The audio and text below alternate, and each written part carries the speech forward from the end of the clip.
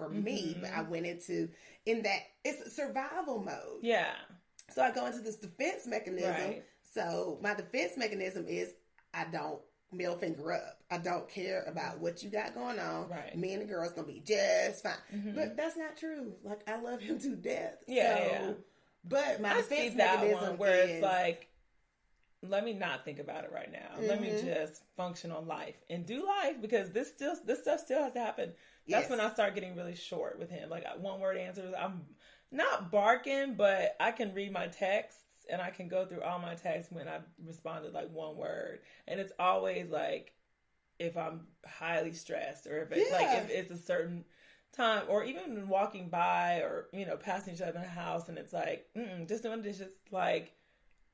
Yes. So it's very interesting. And the funny thing is that he's been doing lately is I'll be like, oh, I think I'm getting my period soon. And he'll be like, yep. Huh? Because he's saying you already been at the crazy. Right, like he's already. And I'll look and I'll just start laughing. I'm like, okay, I hear you. So that's another type of crazy, PMS crazy, though. Yeah, but we talked about, remember that one, but that is different. That's something we can joke about. Okay, but that throw up crazy, that ain't funny. That ain't. That's nasty, and it is like you want to see That's scaly. You want to see a totally different side of me. Like, it is like. Ooh. Now I can talk about the beginning of marriage crazies that I had. I don't know. I guess it's just an attack of the devil, because the devil don't like anything that's of God. Some marriages of God. Right. So, okay. So one of my crazy stories was that, and it's really crazy. I feel embarrassed to talk about it, like your throw ups.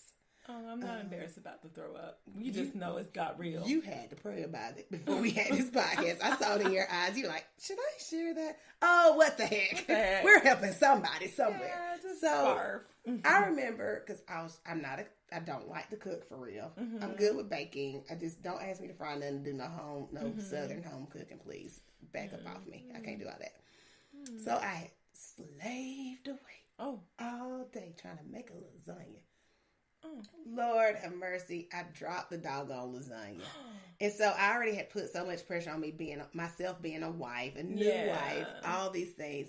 And I remember going, I'm so stupid. I just can't do anything right. He said he was so scared. I did that over a Burger King order before. We are so much because I got mayonnaise on it. He doesn't like mayonnaise. This was very early on. I was like, stupid. Like crazy eyes from Orange is the New Black. Yes, stupid. I was like, now thinking back, I'm like, dude. What the freak was I going through? He doesn't like mayonnaise. So stupid. I dropped this and made a big old mess. I already been working so hard on it all day, and I just ruined it. So he was so afraid. He was so afraid that he ate the lasagna with off glass. The ground? Oh, I'm like, off the ground? He was scared not to eat it. He was scared not to eat it. So that's what I'm talking about. He was, and that's our joke now. He's like, you remember that time I almost cut my mouth on that lasagna that you had broke? And I was like, yeah, you better have eaten that junk, because I might have gone even crazier. Because we're so hard on ourselves sometimes as wives. Like, you want everything to go the right way. I'm so sorry I'm laughing at us as newlyweds. It wasn't easy. I'm so sorry. It just wasn't. That's just one of many. That's so many. Oh, that's actually kind of funny. Are y'all, I mean, we have to post this on the page for real. I know. Every person I know has their crazy. Yeah. I know for a fact. Yeah. That if anybody denies it, that I know who's close to me, I can call you out. I have such a good memory. My memory, like, is gonna be here just like an elephant. Like, I can remember. Yeah, you do. Especially in college. Hey, so I need y'all. We're gonna do it on Facebook for real. I'm gonna put it up. Y'all help somebody today. What's your crazy? And we can hope, if you're in a place where you can laugh about it. Yeah. Seriously, you are in a place where you can share your testimony and help a young or a veteran married couple, because we just need to be honest with each other. It ain't all roses and sunshine and sweet tea all the time. I don't even know if World Famous knows that I throw up. Like, he thought you had a stomach virus. He's probably nowhere near me at the time. Like, I've gone off so bad that he's probably somewhere gone. Yeah. And I'm like, oh. So, yeah, he thought I wonder if he'll hear this. Gosh, our spouses learn so much bless about their us. hearts. Bless their hearts. Okay. Y'all pray for them. Do we want to do sweet tea or do we want to do teacher talk? Well, we can take a little break. Yeah. And talk about sweet tea. Okay, so you brought me some sweet tea. Yeah, I need to share this on the page. I'm going to do it right now. Our favorite brown girl. Oh my gosh. Issa Wednesday. Issa Wednesday today. I love it when people do hashtag Issa. But that's not even her. I heard her interview. I think she was on the Girl, read. you better shut up. It's on her. It's why they doing rapper. That? And he said it's a cross. And it was like a... God, what's that rapper? 21 Savage? Somebody. Girl, please don't. You know I don't know. So it's a rap thing. And Issa Rae was like, because someone was like, oh my God, your name's all over the place. And she's like, yeah, but it's not about me. Like she's like, I'm too old for the fans that are saying that. Like it's like teenagers who are saying it's a grade. That's a boo. Yeah, it was much cooler than I thought it was Issa. Right. And she was like, I thought it was a really cool thing. She's like, but then when I realized that it was 20, I think it was 21 Savage. Pretty sure it was him. Y'all correct her if she's wrong, because I can't. Let me know, millennials, because I can't correct the Lord. I thought 21 Savage was a group. Yeah. And I'm sitting over here just still with question marks in my eyeballs because I don't know who you're talking about. It was some interview that somebody was asking about this tattoo he had, and he said it's a cross, and everyone took it and like turned it into ISSA. That's crazy. No, Issa Rae. Issa made that popular. It's her name. It is. Bump that. Right. So she needs to just take that on. Yeah, that's hers. Issa Rae. Issa, if you see me with it, just know that Keisha Mitchell is using it as you. Right. All the time. So what about her? The sweet tea. I just get so excited about all this brown girl magic happening with tennis, and Issa has. I'm just okay. We'll talk about that in a second. Mm-hmm. Issa is now a cover girl. Oh my gosh! And I just think it's so neat because it said something. I saw another article that said, that Issa is making history because when's the last time you have seen an African American actress on TV who has been allowed to be so complicated? Mm-hmm. She is super complicated. I think there are parts of her that everybody, no matter the age or race, yeah, can relate to her, and it just makes me so happy. I love her quirkiness, and then the fact that she's over like a mentoring program. I almost fell out my seat when I saw the first episode. We got y'all. I was like, oh my gosh, is that sister? We got y'all. That was so cute. So she is now a cover girl. That is super cool. I think that she has a very relatable beauty, which is also very positive for people in general. She's not she is, again, relatable beauty. Mm-hmm. I love it. I think it just boosts all types of people's self-esteem because it's like, oh my gosh, that's somebody that looks like either me or somebody I know. Mm-hmm. It's a realistic depiction of what our beauty is. Right. And I saw some article about how the reason that Insecure is the people on the film look so amazing is that lighting. They use a specific type of lighting for people of color. Mm-hmm. So that's kind of cool too.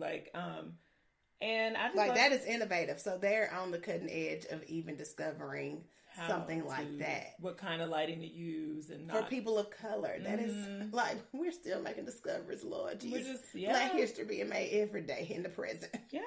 Okay. And speaking of brown girls, Sloane Stephens. Oh my gosh.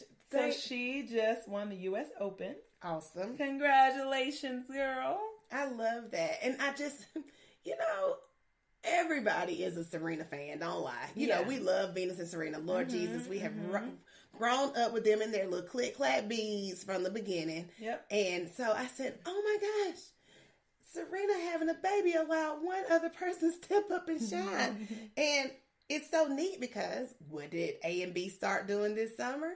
Tennis lessons. That's right. Your girls do play. On one of our going away dinners with their daddy last week, they actually were super interested in seeing that tennis match that was playing at Buffalo Wild Wings. Mm-hmm. And it's just, again, another great role model. Oh my God. I was listening to a podcast that was talking about Serena having the baby. And they were like, congratulations, Serena's baby for beating Maria Sharapova's butt already.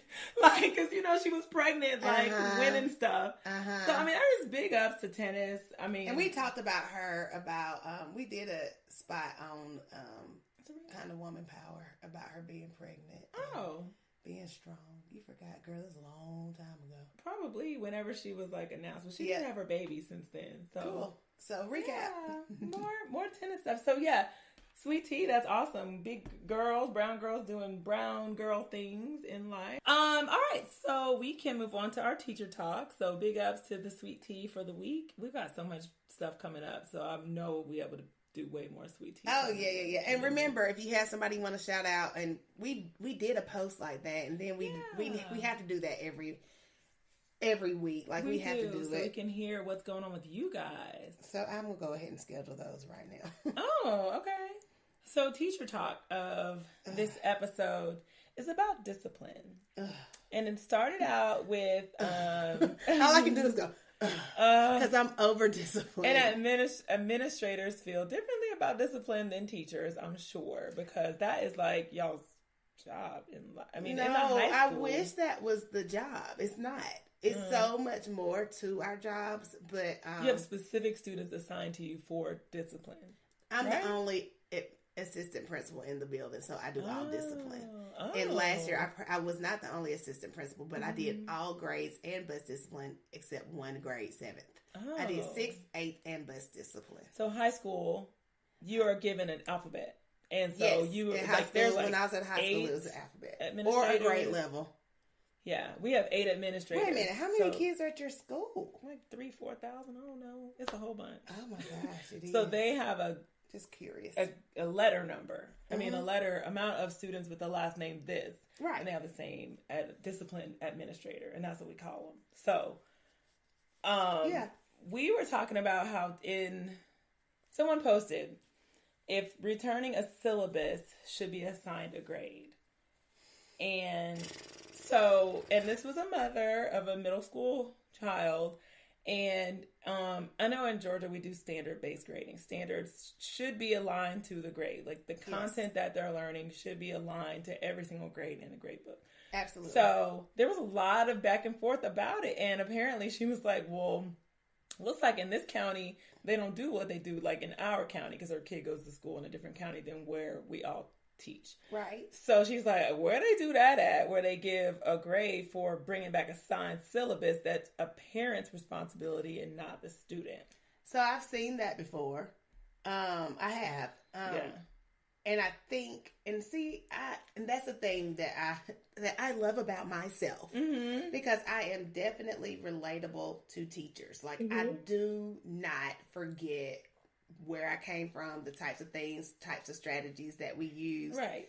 Things that worked and didn't work, because clearly after you get out of the classroom, you get to reflect. After you've seen so much, you're like, oh, Lord, I should have never done that, Lord. So with my direct administrator, we had a laughing time talking about our first year's teaching, because it was like something we did. I'm like, girl. Yes, would never do it again. If you saw me doing that mess. Yes, you need to really call somebody on right, me. Like, what was I doing? So I know that teachers do that sometimes to keep track of it. Definitely to keep track of that. I think that's the baseline, fundamental reason as to why. It or not, who did but I think they think that they are giving the kids an incentive through a grade, their first easy to A. truly get it back, and it's their first easy A. They're not thinking about it as it counting against them. But what I would suggest is that you only give the people the credit that brought it and not penalize the people who didn't. Like, you just can't.